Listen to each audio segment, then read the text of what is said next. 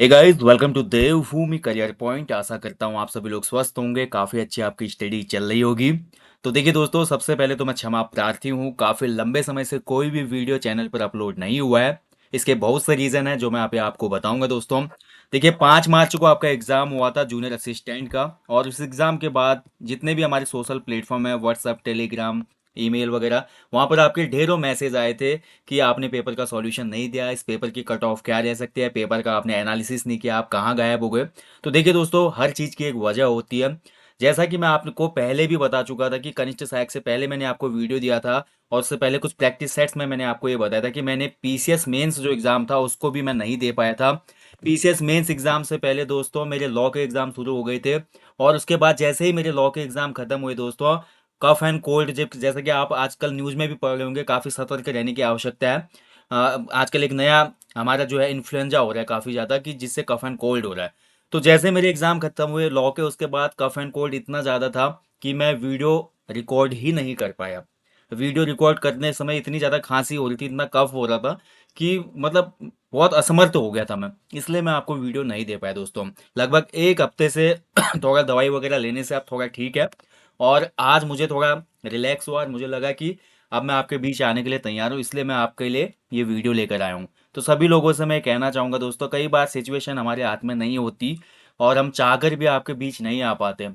तो इसका कोई ना कोई रीज़न होता है, ऐसा कुछ नहीं था कि हमें आपकी चिंता नहीं है या हम आपसे जुड़े हुए नहीं है, या हमें ये पेपर का एनालिसिस करने का कोई मतलब नहीं है, ऐसा कुछ नहीं है दोस्तों। मैं हमेशा से सबसे तेज कोशिश करता हूँ कि सब चीज़ें आप तक पहुँचाऊँ, लेकिन काम की व्यस्तता और कुछ अपने अन्य कार्यों की वजह से मैं हमेशा थोड़ा लेट हो जाता हूँ, तो इसके लिए मैं क्षमा प्रार्थी हूँ। तो देखिए, आप लोगों की रिक्वेस्ट पे ये वीडियो बना रहा हूँ दोस्तों, और यहाँ पर देखिए 5 मार्च का जो पेपर हुआ था, सबसे पहले तो मैं इसका ना जो कट ऑफ है, कट ऑफ को डिस्कस करने से पहले थोड़ा पेपर को डिस्कस करेंगे। हालांकि सभी चैनलों ने अभी तक इसकी जो कट ऑफ वगैरह है, इसकी जो भी एक्सपेक्टेड कट ऑफ है, साथ ही जो हमारी इसके जो संभावित उत्तर कुंजी हो सकती है, वो आपको जारी कर दी होगी। बट फिर मैं अपने हिसाब से मैंने पेपर को देखा दोस्तों, और पेपर देखने पर मैंने पाया कि ये पेपर बहुत ज़्यादा कठिन था, बहुत ज़्यादा कठिन मैं इस पेपर को बोलूँगा। मैं इतना बोल सकता हूँ कि पिछले 3-4 सालों से जितने भी पेपर हो रहे हैं उत्तराखंड में, सबका एनालिसिस मैं कर रहा हूँ, ग्रुप सी के पेपर होगा। तो पिछले 3-4 सालों के जितने भी पेपर हुए ग्रुप सी के, उसमें मैं सबसे कठिन, मैं अपने हिसाब से, ये मेरी व्यक्तिगत टिप्पणी है, व्यक्तिगत राय है, मैं एज ए एस्पिरेंट मैं ये सोचता हूँ कि ये पेपर आज तक ग्रुप सी का या 12th लेवल का अगर मैं बात करूँ तो उसके हिसाब से सबसे हार्ड पेपर था, बहुत हार्ड पेपर था ये। बोलते हैं ना वो सॉन्ग है, बहुत हार्ड बहुत हार्ड, मतलब पेपर वैसा ही था। मतलब बहुत से कैंडिडेट जब इस पेपर को हाथ में लिए होंगे एग्जाम हॉल में, उनकी मानसिक स्थिति क्या होगी मैं समझ सकता हूँ, क्योंकि संभवत यही स्थिति हमारे साथ भी होती है अगर एज एस्पिरेंट हम एग्जाम हॉल में इस पेपर को देने जाते हैं। तो डिफिकल्ट पेपर था, और थोड़ा पेपर को पहले डिस्कस करेंगे, फिर उसके बाद एक्सपेक्टेड कट ऑफ में मैं और बातें डिस्कस करूंगा। तो चलिए शुरू करते हैं। जो मैंने आंसर की बनाई है दोस्तों, मेरे हिसाब से आंसर की क्या होगी, और आपको लगता है कि अगर किसी भी उत्तर में कोई गलती है तो आप कमेंट बॉक्स में प्लीज कमेंट कर देना। वैसे इसकी ऑफिशियल आंसर की भी आई जाएगी अब 1-2 दिन में, शायद, मुझे लगता है। तो आप लोग देख लीजिएगा, बाकी मेरे हिसाब से जो आंसर किया है वो डिस्कस करते हैं। हिंदी इंग्लिश दोनों में देखेंगे, कुछ कुछ क्वेश्चनों में डाउट है, इसलिए इंग्लिश का पेपर भी जरूरी हो जाता है। और आप सभी लोगों को अगर नहीं पता है तो मैं बता दूं, जितने भी अभ्यर्थी एग्जाम देने जाते हैं, आयोग हमेशा ये बोलता है कि इंग्लिश का छपा हुआ भाग को प्रेफरेंस दिया जाएगा। अगर हिंदी में कोई क्वेश्चन गलत छपा हुआ है जीएस में, उत्तराखंड जीके में, तो इंग्लिश की प्रिंटिंग को ही सही माना जाएगा। तो ये चीज़ आपको पता होना चाहिए, पता नहीं है तो इस चीज़ को जान लीजिए आप, ठीक है। तो चलिए शुरू करेंगे। पेपर देखिए, कुछ इसमें मैंने सुनने में पाया कि पेपर के जो सेट थे, चारों सेट एक ही जैसे थे। पेपर के चारों सेट एक जैसे होना कहीं ना कहीं आयोग से ये त्रुटि हो सकती है, बट इसका मतलब ये नहीं है कि कोई इसमें अनियमितता हुई हो। इसमें अनियमितता की पुष्टि तब मैं बोल सकता हूँ या तब हम पाएंगे जब इसकी कट ऑफ बहुत ज़्यादा होगी दोस्तों। नहीं तो इसकी कट ऑफ, आज पहली बार ऐसा होगा उत्तराखंड के इतिहास में कि ग्रुप सी के पेपर की कट ऑफ हो ही जाएगी, जो लगभग 2011, 12, 2013, 14 के पेपरों में जाती थी। उतना मैं इसको एक्सपेक्ट कर रहा हूँ, और ऐसा होता है तो पेपर एकदम फेयर एंड हेल्दी कंडीशन में हुआ है। अगर ऐसा नहीं होता है तो फिर आगे के मायने अलग हो जाएंगे। चलिए पहले पेपर को सॉल्व कर लेते हैं। तो सबसे पहले आप सभी लोगों से रिक्वेस्ट करूंगा, अभी भी कफ एंड कोल्ड सही है, बीच बीच में थोड़ा आपको डिस्टरबेंस होगी, तो उसके लिए मुझे माफ कीजिएगा। एंड ये मेरी जो है व्यक्तिगत आंसर की है दोस्तों, इसमें हो सकता है मेरे से किसी क्वेश्चन में गलती हो जाए, तो आप लोग प्लीज़ अपनी टिप्पणी कमेंट बॉक्स में करिएगा, और उस पर हम फिर देखेंगे आगे, ठीक है। तो पहला क्वेश्चन था इसमें, देखिए, विंडोज ऑपरेटिंग सिस्टम में कंप्यूटर से किसी फाइल को स्थायी रूप से हटाने के लिए कौन सी कुंजी दबानी चाहिए? तो स्थायी का मतलब है परमानेंट। परमानेंट के लिए जब भी हम दबाते हैं दोस्तों तो ये होता है शिफ्ट प्लस डिलीट। ठीक है, ऑप्शन डी इसका राइट आंसर हो जाएगा। चलिए आगे बढ़ेंगे। इनमें से किस शासक को सकारी कहा जाता था? देखिए एनसीईआरटी इसलिए मैं आपको पढ़ो बोलता हूँ दोस्तों, 6 से 12 तक की जो एनसीईआरटी है, डायरेक्ट क्वेश्चन बना है एनसीईआरटी से। सकारी कहा जाता था। शकों का जो हमारा संहार किया था चंद्रगुप्त द्वितीय ने, जिसको चंद्रगुप्त विक्रमादित्य भी कहा जाता है, गुप्त वंश का प्रतापी शासक, इसको सकारी कहा जाता है। ठीक है, हुओं के समय हुओं का भी काफी उसमें आक्रमण हो रहा था ना, तो हुओं का भी इसने विनाश किया था, तो इसी वजह से इसको सकारी बोला जाता था। तो ऑप्शन बी इसका बिल्कुल सही उत्तर था। दीवान खालिसा द्वारा अस्थायी रूप से प्रशासित जागीर भूमि क्या कहलाती थी? तो इसको मदद ए मास कहा जाता था। देखिए अस्थायी रूप से जो प्रशासित भूमि होगी जागीर के रूप में दी गई है, तो मदद ए मास के तौर पे वो दी जाती थी। ठीक है, सूर्य अस्त नियम किस भूमि राजस्व व्यवस्था से संबंधित था? ठीक है, तो सूर्य अस्त नियम आपका ये रिलेट करता था स्थायी व्यवस्था से। ऑप्शन डी इसका राइट आंसर होना चाहिए। एक धर्म एक जाति मानवता का एक ईश्वर का नारा किसने दिया था? तो ये हमारे जो महान एक गुरु हुए थे नारायण गुरु, उन्होंने ये नारा दिया था। ऑप्शन ए इसका राइट आंसर है। मराठों ने गुरिल्ला रणनीति किससे सीखी थी? हालांकि देखिए यहाँ पे वैसे गुरिल्ला जो छापामार युद्ध था ना, छापामार युद्ध का जो जन्मदाता माना जाता है वो मलिक अंबर को माना जाता है। अब यहाँ पर किससे सीखी में जब क्वेश्चन बनना है, तो स्वाभाविक है कि किसी को देखकर ही तो आदमी कॉपी पेस्ट करता है ना। किसी को देखकर, मान लीजिए कहीं पे कोई नई चीज आ रही है, कोई नया डांस स्टेप आ रहा है, नया योगा फॉर्मेट आ रहा है, तो जब हम उसको देखते हैं तो हम भी तो उसको अडॉप्ट करेंगे ना। तो मलिक अंबर मेरा यहाँ पे संभावित आंसर होना चाहिए। वैसे ऑप्शन डी भी इसका आंसर जा सकता है, बट ऑप्शन सी के साथ मैं जाना चाहूंगा इसमें। ये बहुत पुराना क्वेश्चन है यार, ये तो बहुत ही पुराना क्वेश्चन है, लगभग 2011 12 13 के क्वेश्चन पेपर आप देख लो पीसीएस के वहां से। कामागाटा मारू एक जापानी जहाज था ना, वहां पे कुछ कंट्रोवर्सी हो जाती है, गोलीबारी हो जाती है, इसमें हमने पढ़ा था। और ये कामागाटा मारू बहुत पुराना क्वेश्चन है। भारत में वित्तीय विकेंद्रीकरण की दिशा में सर्वप्रथम महत्वपूर्ण कदम उठाने का श्रेय किसको जाता है? तो वित्तीय विकेंद्रीकरण सबसे पहले करा था लॉर्ड मेयो ने। ओके, चलिए आगे बढ़ेंगे। इनमें से कौन सा मौलिक अधिकार भारत की भूमि पर सभी व्यक्तियों को दिया जाता है? वो विदेशी हो, पर्यटक हो, घूमने आए हो, हमारा देश का नागरिक हो, तो ये एक अधिकार सबके लिए है भाई, वो है आपका शोषण के विरुद्ध अधिकार। यानी कि इसका आंसर हो जाएगा दोस्तों, 9th क्वेश्चन का राइट आंसर हो जाएगा आपका राइट अगेंस्ट एक्सप्लोटेशन। ठीक है, तो यहां पर आपका कोई भी शोषण नहीं कर सकता, तो राइट आंसर है ऑप्शन डी। अगला क्वेश्चन था, बहुत सिंपल क्वेश्चन था, नीति आयोग का गठन। तो नीति आयोग बना था 1 जनवरी 2015 को दोस्तों। भारत में जनता के धन का संरक्षक कौन है? तो जनता का जो पर्स होता है या धन होता है, उसको हमेशा निगरानी में कौन रखता है? कैग रखता है, CAG, controller and auditor general of India. Option C बिल्कुल सही उत्तर था, कोई भी डाउट वाला क्वेश्चन नहीं है ये।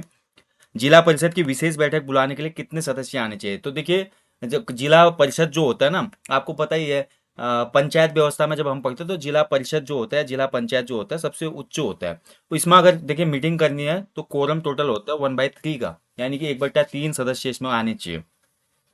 एक कंप्यूटर जिसकी मेमोरी क्षमता 256 MB है, ठीक है, एमबी में दिया गया। देखिए एक कंप्यूटर जिसकी मेमोरी क्षमता 200 MB है, 256 MB है, तो वो अधिकतम कितने बाइट्स को स्टोर कर सकता है? ठीक है, तो देखिए बाइट्स पूछा है ना, तो 1 KB कितना हो जाएगा? 1 KB बराबर 1024 बाइट्स होता है। और वहीं अगर बात करो 1 MB, 1 MB बराबर कितना हो जाएगा? 1024 KB हो जाएगा। ठीक है, तो यहाँ पे 256 बता रहा है ये, तो ये होना चाहिए दोस्तों, देखिए आपका 256 तो आ जाएगा पहले, 256। ठीक है, 256 गुणा और आपका बाइट्स। थोड़ा कंफ्यूजिंग है दोस्तों ये क्वेश्चन, मेरे लिए भी कंफ्यूजिंग है। मेरे हिसाब से ए या बी में से इसका एक सही उत्तर होगा। ठीक है, मेमोरी क्षमता 256 MB है, तो 1 MB equal 1024 KB and 1 KB equal 1024 bytes. ठीक है, हाँ तो ये भी सही लग रहा है, इसका 256 गुणा 1024 गुणा 1024, तो एक हिसाब से ये ए आंसर इसका सही होना चाहिए। ठीक है, बट मैं कंफर्म नहीं हूँ इस आंसर में। जो भी आंसर मेरे को नहीं आएगा दोस्तों मैं बता दूंगा, क्योंकि पेपर भाई मेरे दृष्टिकोण में भी ये पेपर बहुत कठिन पेपर है। जो भी इसको बोल रहे कि बहुत इजी पेपर था, वो लोग शायद अ, नशे में हैं, अभी तक भी होली के खुमारी में हैं वो लोग, कि उनको ये पेपर बहुत इजी लग रहा है। ठीक है, या उनको बहुत अहम हो गया पढ़ाई का, या जिन्होंने पेपर नहीं दिया था वो होंगे ऐसे लोग बोलने वाले कि पेपर बहुत इजी था। किस वर्ष भारत के सुप्रीम कोर्ट ने ट्रांसजेंडर को तीसरे लिंग के रूप में मान्यता के लिए निर्णय पारित किया? तो देखिए जो ट्रांसजेंडर थे इनको तीसरा एक लिंग मानने के लिए जो निर्णय आया था दोस्तों, इसका राइट आंसर है आपका 2014, ऑप्शन बी। जनगणना 2011 के अनुसार निम्न में से किस राज्य में ईसाइयों की संख्या सबसे कम है? केवल जनसंख्या पूछ रहा है दोस्तों, प्रतिशत के आधार पर नहीं है, तो ऑप्शन इसका होना चाहिए डी, हिमाचल में सबसे कम ईसाई होंगे यहाँ पे। ठीक है। सियाचिन हिमनद के निम्न दर्रों में से कौन सा भारत में नहीं है? बहुत ज्यादा कंट्रोवर्शियल क्वेश्चन है। ग्योंगला, गैसरब्रम, साल्टोरो या बाल्टोरो और विला फोंडाला, सभी ये सियाचिन ग्लेशियर के ही दर्रे हैं। ठीक है। अब अगर आप ध्यान से पढ़ेंगे कि बाल्टारो या साल्टारो जो है दोस्तों, ये पीओके में आता है। और किस कुछ कुछ कुछ किताबों में आपको ग्योंगला भी दिया गया है कि ग्योंगला भी जो है ये आपका पीओके के अंतर्गत आता है। ठीक है। तो अब देखने वाली बात है इसमें आंसर क्या आएगा। मेरे हिसाब से इसका संभावित उत्तर ऑप्शन सी होना चाहिए। साल्टारो जो है दोस्तों वो पाक ऑक्यूपाइड कश्मीर में है, वो भारत का हिस्सा नहीं है अभी तक। ठीक है। साल्टारो या बाल्टारो आपको देखने को मिलेगा कहीं पे। तो ऑप्शन सी होना चाहिए। अब देखने वाली बात है आंसर की में क्या आता है। तो कुछ जैसे डाउटफुल क्वेश्चन है उनको आप अलग रख सकते हैं। निम्न में से किसके संदर्भ में भारत ने थॉलवेक सिद्धांत का आह्वान किया था? तो थॉलवेक सिद्धांत का आह्वान भारत ने किया था। राइट आंसर इस क्वेश्चन का ऑप्शन सी सरक्री। लोहे का सबसे जो अच्छा ओर होता है कौन सा होता है? तो सबसे अच्छा जो आयरन ओर होता है वो तो मैग्नेटाइट होता है, ऑप्शन सी। बहुत सिंपल क्वेश्चन था साइंस का, बहुत बार पूछा गया है पूर्व में, इसलिए वो बोलता हूँ प्रीवियस। देखिए प्रीवियस ईयर पेपर से बहुत कम क्वेश्चन है, इसका मतलब आयोग की जो नई जो बुकलेट बन गई है ना क्वेश्चनों की, इसलिए मुझे लगता है कि पेपर बहुत हार्ड आया भाई। पुराने जो 380 या 480 क्वेश्चन थे वो तो हट चुके हैं, ये पेपर देख के लग रहा है मुझे भी। जनगणना 2011 के अनुसार निम्न राज्यों में से किस एक में अनुसूचित जाति की जनसंख्या का सबसे अधिक प्रतिशत है? तो भाई सबसे ज्यादा शेड्यूल कास्ट का प्रतिशत यहाँ पे नो डाउट उत्तर प्रदेश इसका राइट आंसर होगा, कोई भी डाउट नहीं है इसमें। राजीव गांधी राष्ट्रीय भूजल प्रशिक्षण एवं शोध संस्थान स्थित है, तो ये रायपुर में स्थित है दोस्तों, ऑप्शन सी राइट आंसर है। सिल्यूरियन सेल निम्न में से किस क्रम से संबंधित है? तो सिल्यूरियन सेल जो होती है दोस्तों, ये आपका रिलेट करती है द्रविडियन सेल तंत्र से, ऑप्शन ए इसका राइट आंसर होगा। इनमें से भारतीय संघीय बजट 2023-24 की 7 प्राथमिकताएं, देखिए इस बार भारतीय संघीय बजट में 7 प्राथमिकताओं को रखा गया था 23-24 के बजट में। अगर आपने बजट पढ़ा होगा, उन्हें सप्तऋषि का नाम दिया गया था। तो इन 7 चीजों में से एक चीज नहीं थी, वो थी विमेन एम्पावरमेंट, ऑप्शन डी इसका राइट आंसर हो जाएगा। विमेन एम्पावरमेंट को इसमें शामिल नहीं किया गया था। ये क्वेश्चन दोस्तों बहुत ज्यादा चर्चा में था। भूकंप से प्रभावित तुर्की की मदद के लिए कौन सा ऑपरेशन शुरू किया गया? तो ये था ऑपरेशन दोस्त, जिसमें भारत की एनडीआरएफ गई थी तुर्की में और मदद की थी। पहला द्विपक्षीय हवाई अभ्यास वीर गार्जियन किसके किन देशों के मध्य है? तो वीर गार्जियन दोस्तों आपको भारत और जापान, ये भी करंट का क्वेश्चन था। गूगल द्वारा शुरू की गई आर्टिफिशियल इंटेलिजेंस सर्विस का नाम क्या है? तो देखिए चैट जीपीटी बहुत ज्यादा वायरल था बीच में। तो चैट जीपीटी ने, अभी आपने एक न्यूज भी पढ़ी होगी कि यूपीएससी के एग्जाम को सॉल्व करने में चैट जीपीटी फेल हो गया। बट चैट जीपीटी का कंपटीशन करने के लिए गूगल ने अपना एक आर्टिफिशियल इंटेलिजेंस सर्विस शुरू किया जिसका नाम है बार्ड, ऑप्शन 20 का राइट आंसर है। तो बार्ड यहाँ पे राइट आंसर इसका। ठीक है। चैट जीपीटी गूगल का नहीं है, काफी लोगों को कंफ्यूजन होगा, मैं बता दूं। भारत के निम्न में से किस राज्य में 2023 में खेलो इंडिया विंटर गेम्स आयोजित हुए? तो खेलो इंडिया विंटर गेम्स आयोजित हुए थे। राइट आंसर इस क्वेश्चन का ऑप्शन बी, जम्मू कश्मीर में। संविधान का अनुच्छेद 1 भारत को घोषित करता है, तो संविधान का अनुच्छेद 1 क्या बोलता है? कि भारत राज्यों का एक संघ है। ठीक है। ऑप्शन ए राइट आंसर हो जाएगा। आगे बढ़ेंगे। निम्न में से किस राज्य ने फरवरी 2023 में भारत की पहली ग्रामीण विज्ञान कांग्रेस की मेजबानी की? तो देखिए पहली मेजबानी उत्तराखंड में ही हुई है भाई, ऑप्शन डी राइट आंसर है। चंद प्रशासन के अंतर्गत दस्तूर क्या था? तो दस्तूर था भाई नजराना, ऑप्शन सी बिल्कुल सही उत्तर है। जो भी लोग इसमें डाउटफुल है ना, कुछ क्वेश्चन मेरे को कई बार व्हाट्सएप पे मैसेज आ रहा था बच्चों का, भाई दस्तूर ये होता था ना, गांव में जब अधिकारी जाते थे तो उन अधिकारियों से अपनी अच्छी खासी बनाने के लिए, उन अधिकारियों के साथ अपनी अच्छी खासी संबंध बनाने के लिए गांव के लोग उनको नजराना देते थे। ठीक है। नजराने को ही दस्तूर भी कहा जाता था। तालेश्वर ताम्रपत्र इनमें से किससे संबंधित है? तो तालेश्वर ताम्रपत्र का संबंध होगा विष्णुवर्मन प्रथम से, ऑप्शन बी होगा। उत्तराखंड के किस राजवंश का वर्णन वेनसांग करता है? तो वेनसांग ने किसकी वर्णन किया? तो वेनसांग जब हरिद्वार आया तो इसने क्या बोला? पो यूलो ब्रह्मपुर, इसने संबोधित किया ना, तो उसमें कौन था? पौरव वंश था भाई। पौरव वंश राइट आंसर जाएगा इसका, ऑप्शन बी। रानी कर्णावती किस परमार शासक की संरक्षिका थी? तो ये तो बहुत ज्यादा रिपीटेड क्वेश्चन है, पृथ्वीपति शाह की संरक्षिका थी। काशीपुर का पुराना नाम था भाई गोविशां। ठीक है। वेनसांग ने ही दिया था ये नाम काशीपुर को। उत्तराखंड का पहला राजनेता, ये हमने कराया था कई बार, मोहन सिंह मेहता बागेश्वर के जो थे, ये पहले व्यक्ति थे जो कि असहयोग आंदोलन के दौरान जेल गए थे। हारदूदा का संबंध होता है दोस्तों भगवान नाग देवता से, ऑप्शन सी सही उत्तर है इसका। छपेली क्या है? देखिए छपेली वाले में तो भाई मैं ही कंफ्यूज हूँ। छपेली जो है कि मैं कुमाऊं क्षेत्र से हूँ, तो कुमाऊं क्षेत्र में छपेली जो होती है मुंह से गाई जाती है। छपेली गाने के बाद फिर डांस शुरू होता है। तो छपेली गाने का वैसे एक नृत्य है, और छपेली गाते हुए भी नृत्य करना एक लोक नृत्य का प्रकार है। अब देखिए इसमें बहुत एक इंपॉर्टेंट चीज हो जाती है कि आयोग इसका उत्तर क्या देता है, ठीक है, कॉन्ट्रोवर्शियल क्वेश्चन है। आयोग ने दोनों ऑप्शन देखे, एक हिसाब से बहुत ज्यादा कॉन्ट्रोवर्सी की है इस क्वेश्चन में। वैसे ज्यादा मैं क्लोजर बोलूँ तो फिर छपेली जो होगा गाने का मेरे को लगता है, लेकिन आयोग मुझे लगता है नृत्य ही देगा इसका आंसर। अब देखने वाली बात है, ज्यादा डिस्कस नहीं करेंगे, लेकिन छपेली भाई के हिसाब से गाई जाती है। आप छोलिया नृत्य के बारे में आपने सुना होगा, छोलिया नृत्य करने से पूर्व भी कई बार आपको शादी विवाह में छपेली सुनाई देती होगी, ठीक है। छपेली एक बोल सकते हैं कि छपेली एक जैसे ना हम लिरिक्स को कंबाइन करते हैं, ये राइमिंग होती है, राइमिंग। तो राइमिंग टाइप का ही छपेली एक गीत होता है जिसके बाद नृत्य शुरू होता है। अब इसी को हम संवाद नृत्य में भी बोल सकते हैं, तो नृत्य ही ज्यादा यहाँ पे संभावित उत्तर लगेगा। चलिए देखने वाली बात है आयोग क्या देगा इसका। उत्तराखंड में कमीण का कार्य क्या होता था। कमीण जो होते थे ये राजस्व इकट्ठा करते थे। सयाना या कमीण एक ही बात थी, ठीक है, गाँव का जो रेवेन्यू था इसको इकट्ठा इकट्ठा करना था इनका काम। हिल यात्रा भाई नेपाल की देन थी, तो नेपाल मतलब गोरखा, नो डाउट, कोई दिक्कत ही नहीं है इस क्वेश्चन में। इनमें से कौन सा मछली पकड़ने से संबंधित है, तो आपका मौड़ मेला जो लगता है अलगाड़ में। भद्रराज जो है लोक देवता है, देखिए भद्रराज लोक देवता हमारे जौनपुर, जो हमारी पूरी कम्युनिटी आती है जौनपुर वाली, वहां पे है। अब जौनपुर ऑप्शन में है नहीं इसमें, तो गढ़वाल के राठ जो हमारे क्षेत्र है ये तो होगा नहीं। तो जौनसार बावर है, भद्रराज मंदिर भी आपका मसूरी के पीछे आपको देखने को मिलता है। तो ये जो चक्राता वाली बेल्ट है, ये जो हमारी पूरी बेल्ट है, यहाँ पे भद्रराज एक लोक देवता है, ठीक है। तो ऑप्शन यही सही उत्तर माना जाएगा इसका। उत्तराखंड का कौन सा एक पर्वत नहीं है, तो कुला कांगड़ी नहीं होगा, दूनागिरी है भाई, चौखंबा है और नंदाकोट भी है। इनमें से किस नौले को भारतीय सरकार द्वारा राष्ट्रीय महत्व के संरक्षक स्मारक के रूप में घोषित किया गया। तो ये भाई करंट का क्वेश्चन था। और ये जो हमारा सिउनरा कोट का नौला था जो कि सोमेश्वर के कहीं आसपास पड़ता है, तो इस नौले को हेरिटेज साइट पे घोषित किया गया था, ठीक है। जमरानी बांध पुराना क्वेश्चन है भाई, ये आपका नैनीताल में है, गौला नदी पर। चमोली में स्थित ताल नहीं है, देखिए इसमें भी थोड़ा कंफ्यूजन है भाई, देखिए क्योंकि ये सभी ताल चमोली में है। अगर आप विभिन्न सोर्सों में देखेंगे तो ये चार के चार ताल आपको देखने को मिल जाएंगे, चकनी ताल, लिंग ताल या लिंगा ताल, तारक ताल या गौना ताल। ये सभी ताल तो चमोली में। अब आयोग इसका क्या उत्तर देता है देखने वाली बात है।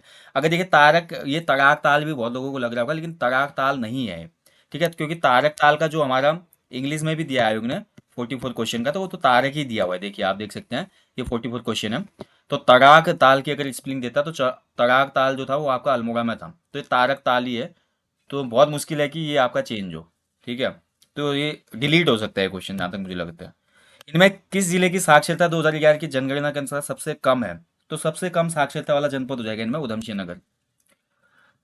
जनगणना 2011 के अनुसार महिला साक्षरता के दर पे जनपदों का सही अवरोही क्रम है, तो सही अवरोही क्रम हो जाएगा। देखिए सबसे कम तो उधमसिंह नगर में थी, आपको देखना था उधमसिंह नगर लास्ट में कहाँ पे है, तो भाई इसी से आप इसको पकड़ सकते थे।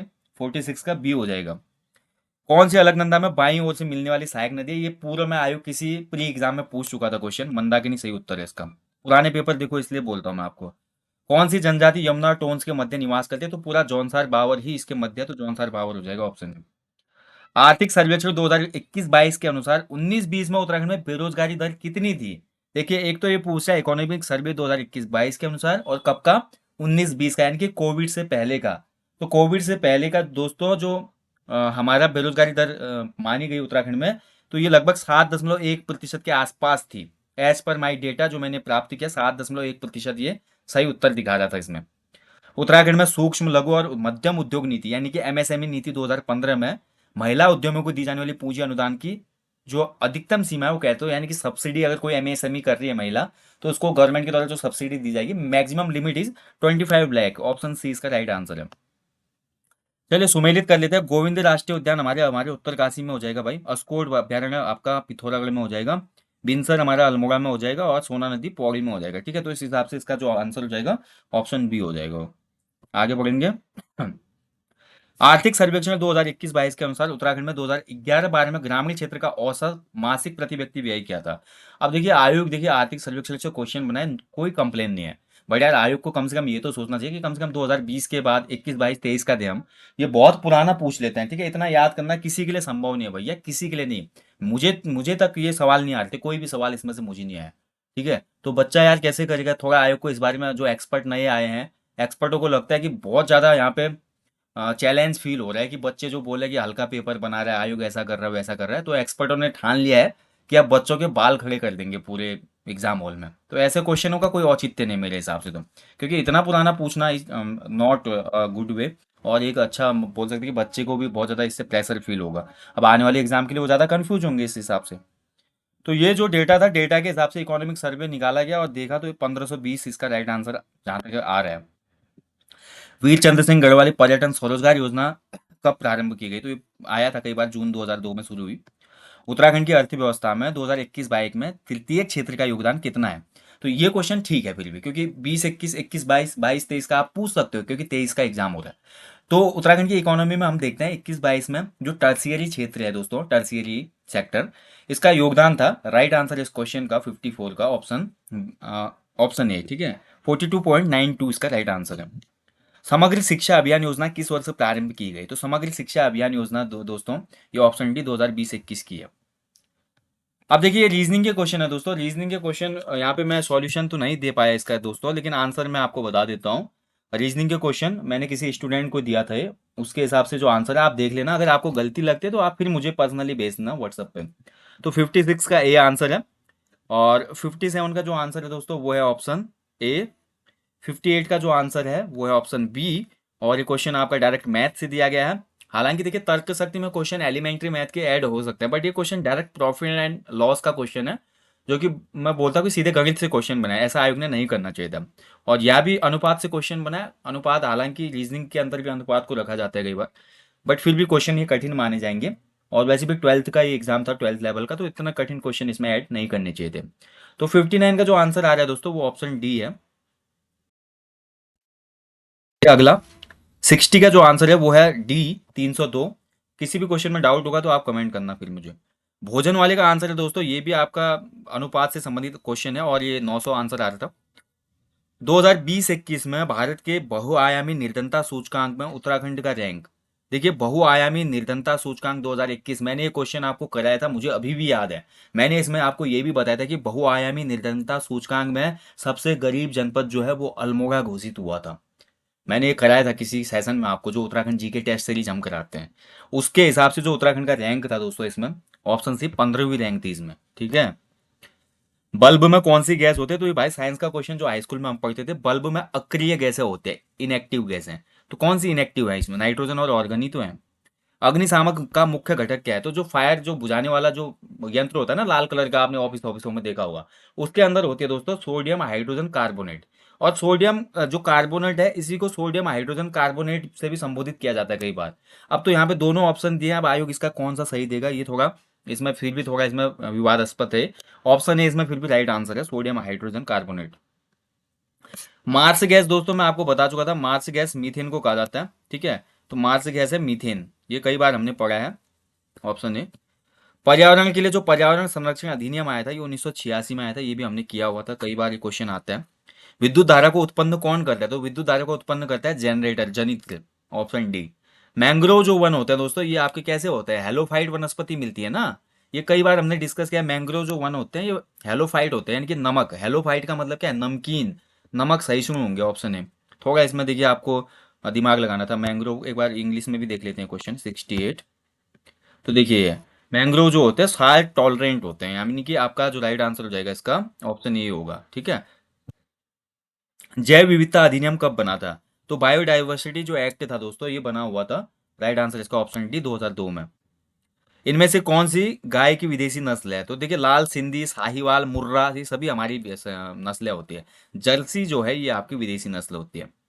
टीसीपी जो होता है ना, जो प्रोटोकॉल होता है दोस्तों, और आईपी जो रेफरेंस मॉडल की 4 लेयर होती हैं। ये क्वेश्चन पहले भी पूछा गया था, उसमें केवल ये पूछा गया था कि कितनी लेयर होती हैं। तो 4 लेयर होती है, कौन कौन सी होती है? तो ये application, host to host transport, internet and network access होती है, ऑप्शन ए इसका राइट आंसर है। डैश डैश एक प्रकार का रजिस्टर है जो कंप्यूटर द्वारा निष्पादित की जाने वाली अगली इंस्ट्रक्शन के पते को स्टोर करता है। देखिए बहुत अच्छा क्वेश्चन है दोस्तों। तो देखिए यहाँ पर कंप्यूटर द्वारा जो भी निष्पादित की जा रही है इंस्ट्रक्शन, उसके पते को स्टोर कौन करेगा इसमें? ठीक है, इंग्लिश में इस क्वेश्चन को थोड़ा देख लेते हैं तब समझ में आएगा। 72। तो क्वेश्चन बोल रहा है कि dash dash is a type of register that store the address of next instruction to be executed by computer, and this is called program counter, ठीक है। ऑप्शन बी इसका राइट आंसर हो जाएगा, प्रोग्राम काउंटर, यानी कि option B सही उत्तर है इसमें। चलिए आगे बढ़ेंगे। डेटा इंस्ट्रक्शन की खोज करते के समय निम्न में से कौन सी मेमोरी सीपीयू द्वारा सबसे पहले रिफर की जाती है?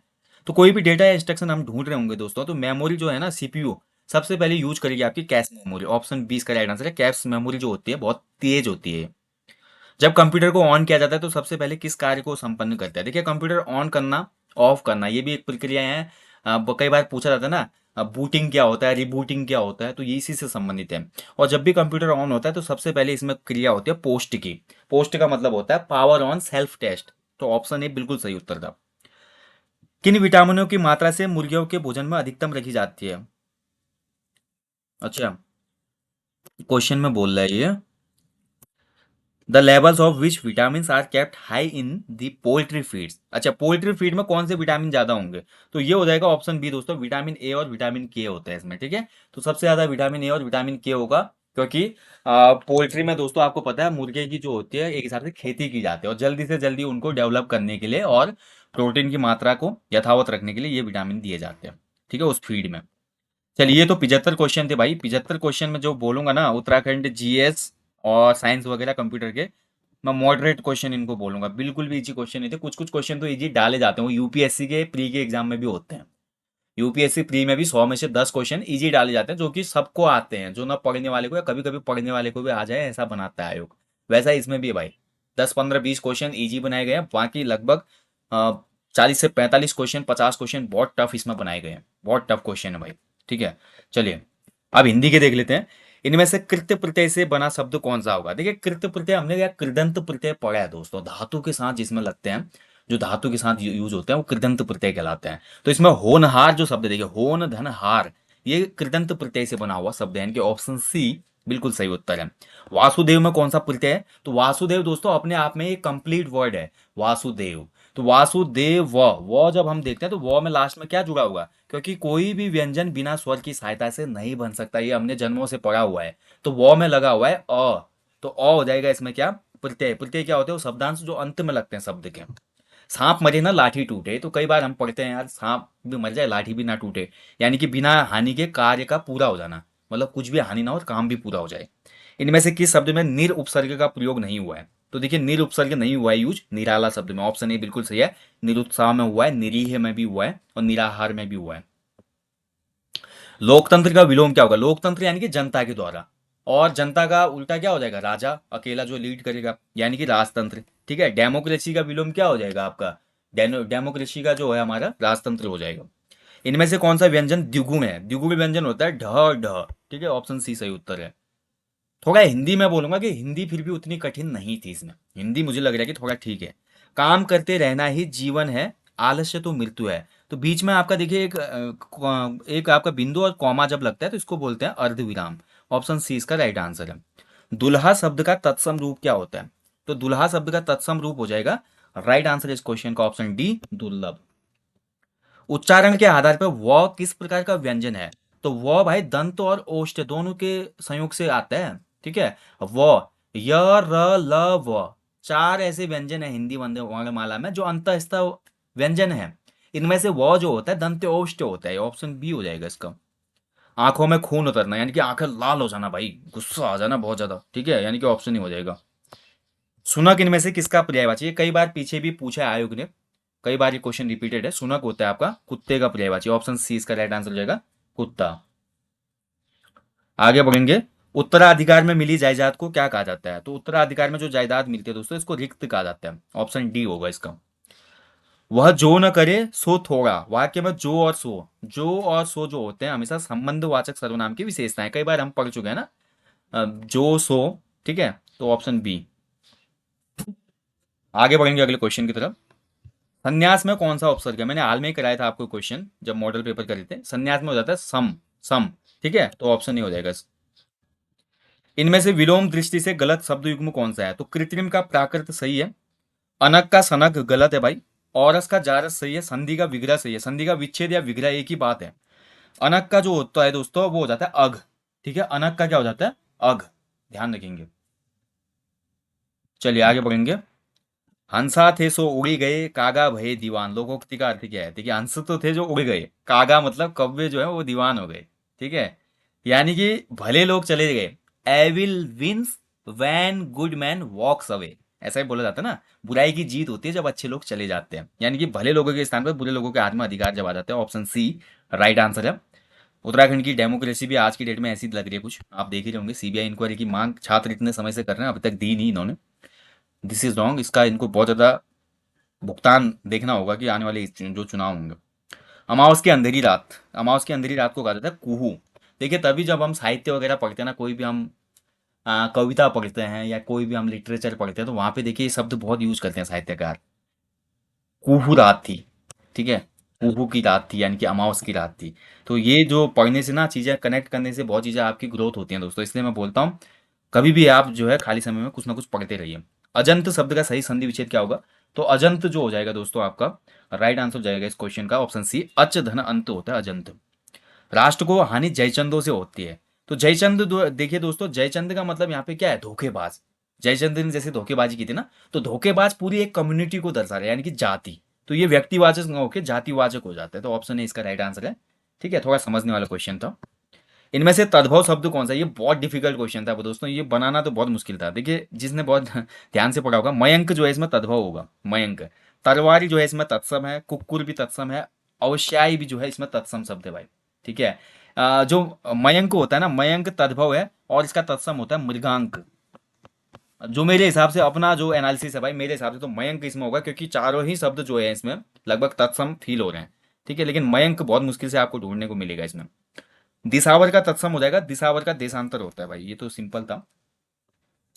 इनमें से किस विकल्प में अनु उपसर्ग का प्रयोग नहीं हुआ है? देखिए नहीं पूछ रहा है वो, अनुदत्त में हुआ है दोस्तों। ठीक है, माफ कीजिएगा, अनुदत्त में नहीं होगा। ठीक है, क्योंकि अनुदत्त जो होता है ना, अन धन उदांत से बनता है अनुदात।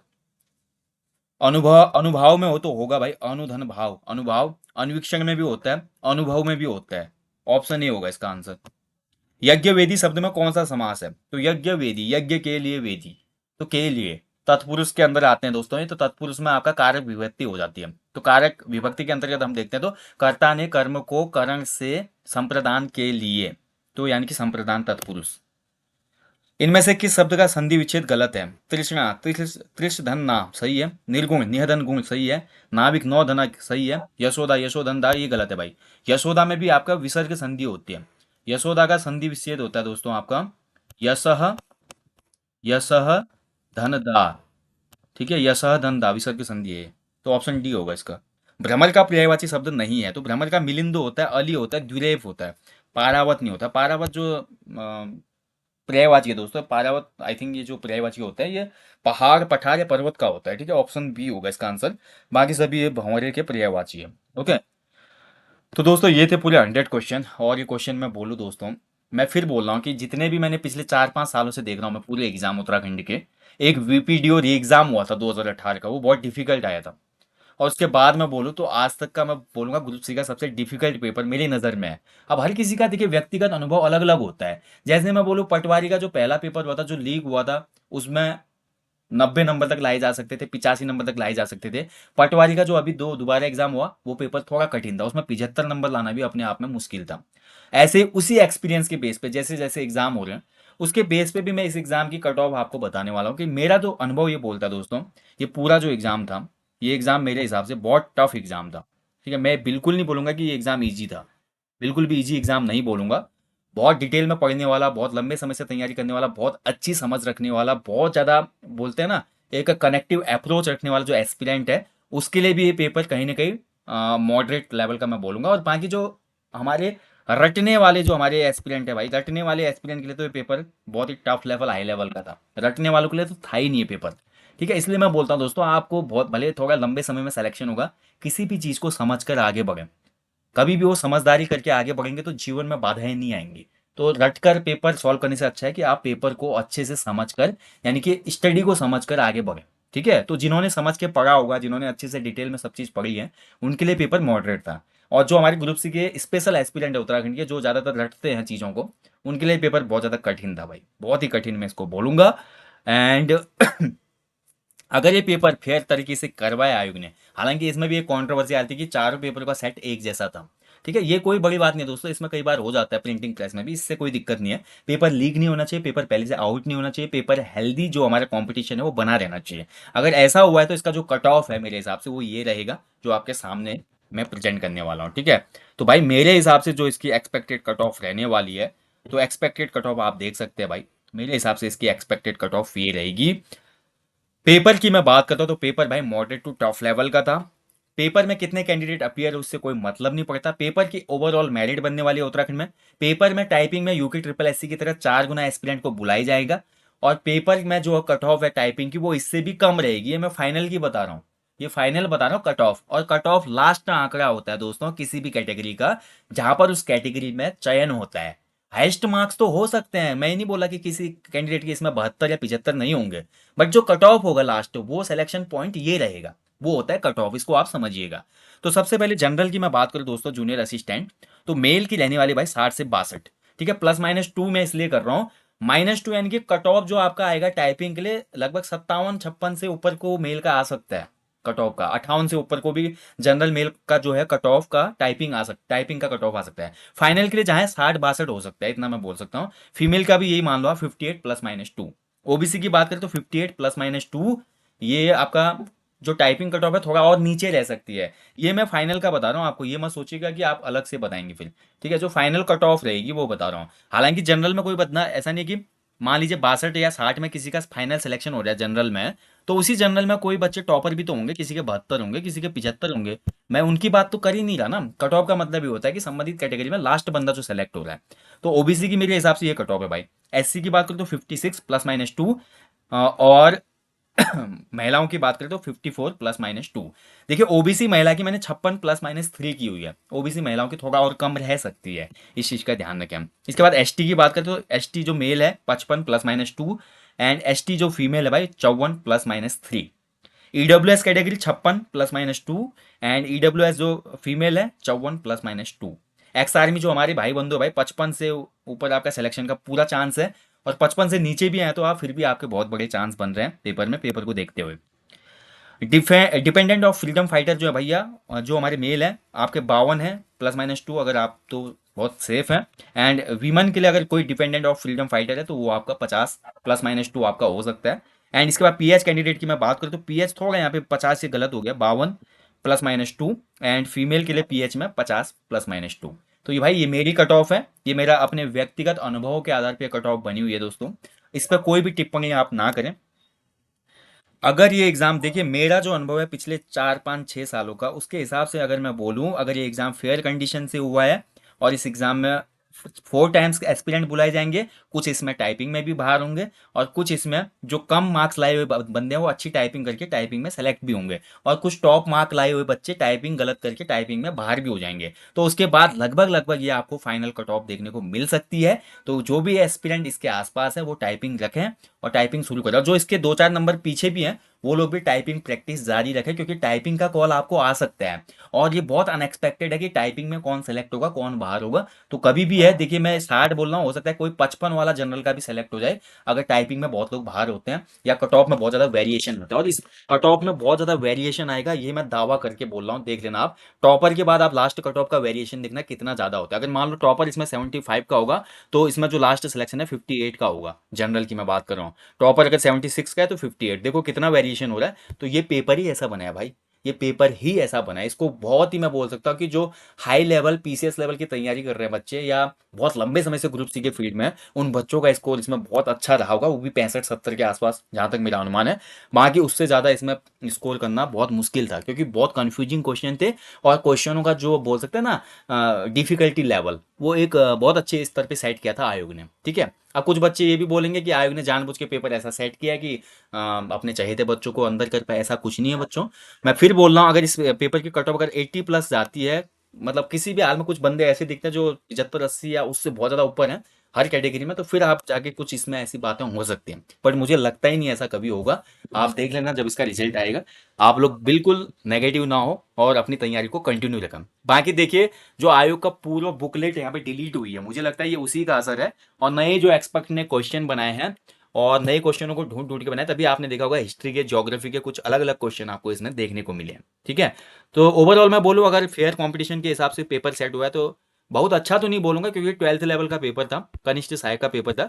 ग्रेजुएट लेवल में ये पेपर कहीं ना कहीं बहुत सटीक बैठता था। अगर ये ग्रेजुएट लेवल पटवारी का एग्जाम हो या पुलिस एसआई का एग्जाम हो या जो भी ग्रेजुएट लेवल का एग्जाम होता है, वहां पर आयोग ने अगर ये पेपर सेट किया होता तो एक आयोग की एक नजीर बनती कि या जो ग्रेजुएट लेवल का पेपर है वो इस तरह का होना चाहिए। बट 12th लेवल में आप इस तरह का पेपर बना रहे हो, थोड़ा ये कैंडिडेट के फेवर में नहीं होगा। ठीक है, मैं बोलना चाहूंगा।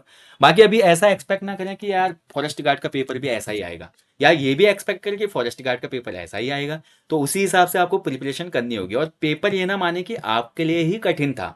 अगर आप बहुत समय से तैयारी कर रहे हैं तो सभी लोग जो भी उतने समय से तैयारी कर रहे हैं उन सभी के लिए पेपर कठिन था। आप परेशान मत होइए कि मेरे 55-60 में ही सिमट गया। तो बहुत से ऐसे लोग हैं जो 55-60 में सिमट गए होंगे, इसीलिए मेरिट में बहुत ज़्यादा वेरिएशन देखने को मिल सकता है। ठीक है, तो बिल्कुल परेशान ना होइए दोस्तों। फॉरेस्ट गार्ड के लिए अब कंटिन्यू क्लासेस में आपको दे दूंगा, टेस्ट सीरीज शुरू कर देंगे। फॉरेस्ट गार्ड के लिए उत्तराखंड जी के टेस्ट सीरीज, सामान्य हिंदी, और जो भी हमारी टेस्ट सीरीज चलती थी मॉडल पेपर। ठीक है, बाकी अगर आप लोग चाहते हैं कि फॉरेस्ट गार्ड की भी कनिष्ठ सहायक की तरह हम प्रैक्टिस सेट शुरू कराएं 10-15, तो आप बता दीजिएगा, उसी हिसाब से मैं काम करूंगा अपना समय निकाल कर। बाकी दोस्तों बिल्कुल भी हिम्मत मत हारिए, ये पेपर देखिए कहीं ना कहीं एक सबक लेने वाली बात है कि आप लोगों को अभी कितनी ज़्यादा और तैयारी करनी है, कि आप लोगों को अभी कितना अपना जो स्तर है आगे बढ़ाना है। ठीक है, तो इसी हिसाब से आपकी इंप्रूवमेंट काफ़ी अच्छी होगी। बाकी यहीं पे देखिए कुंवर नारायण जी की कुछ पंक्तियां, उसी के साथ इस वीडियो को समाप्त करूंगा।